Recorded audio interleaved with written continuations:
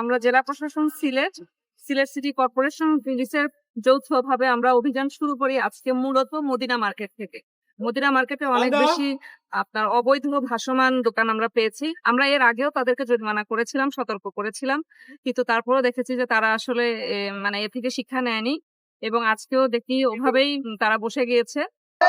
আমরা তো দোকানের সীমানা যাচ্ছি দোকানের সীমানা তো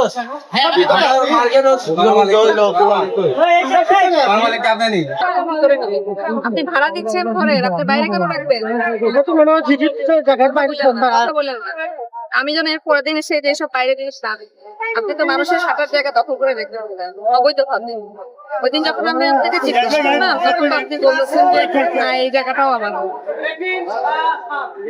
তো আমরা আবারও এখানে অভিযান পরিচালনা করি এবং তারপরে এখানে পিডিবি লাইন, তারপরে ওসমানী মেডিকেলের এখানেও হকার উচ্ছেদ অভিযান পরিচালনা করি এবং আমাদের যে যৌথ অভিযান সামনেও আমরা এভাবেই পরিচালিত করব।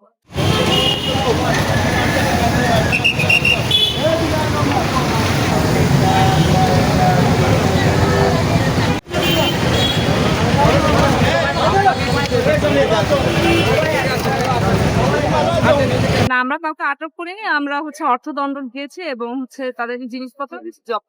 আমরা যেটা করি এখানে যদি যারা মানে এর যারা মালিক, প্রকৃত মালিক, তারা যদি আসে অফিসে, আমরা তাদেরকে একটা ছোট জরিমানা করি বা আবার সতর্ক করি।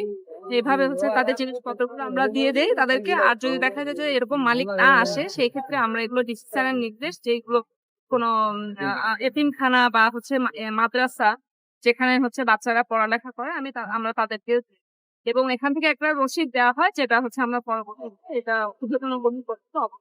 হ্যাঁ, অভিযান এটা চলমান থাকে।